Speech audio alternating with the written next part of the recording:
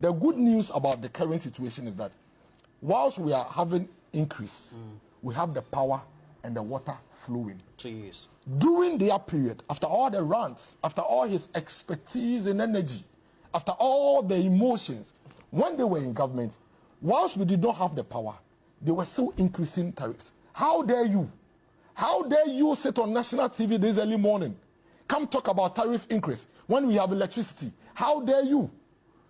Roland, if we are comparing performance, especially when it comes to energy, we'll compare two things.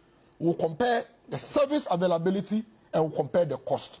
Let's even assume that we are leveled up when it comes to cost, because you were increasing it in the midst of the chaos, at least under this government. And I didn't want to go, you realize that when I started my conversation, I didn't want to go down the line of trying to, because I know in my deepest of heart that when it comes to utility services, we should not blame it on anybody. We should go to the utility services company and get them to be efficient. But he's brought it on. How dare you? You were increasing tariffs for us when we didn't have the power. Today, in 2016, by this time, when we leave this studio and we step out, we are going to call our homes to ask them if the light is gone off. And then, if today is Wednesday, the next time you expect electricity is Friday morning. And then it will go off Saturday evening. People died on hospital beds. People's cold stores collapsed. People's barbering shops collapsed because they didn't have the electricity to even run it, for them to even pay more. Hairdressers had to lock up their shops because there was not even electricity for them to power their hair dryers, for them to even pay more. In fact, in 2016, a lot of Ghanaians would have wished to be paying more so they have the electricity than when they were paying and they didn't have the electricity.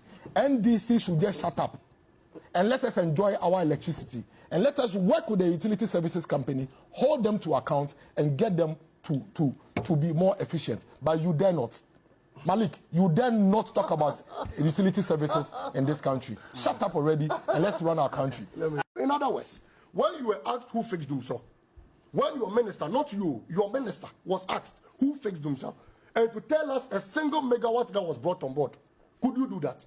You sat on air and alluded to the fact that John Dramani Mahama and the NDC solved Dumso, because we have a practical explanation as to how Dumso was solved. In 2007, when there was a shortfall, okay, of electricity supply in this country, what did your government do? You went around and looked for pastors from Suhum, Apega, Tema Community 1, and carried them to Akosombo Dam to go and put their hands and pray for the dam. That's so that we get water and Dumso will be solved. They Kofo to get boss, Kofo. Took the pastors, it is online, to Akosombo, from Suhum and Apega to go and pray. John Mahama came and said, Dumso is not a spiritual problem.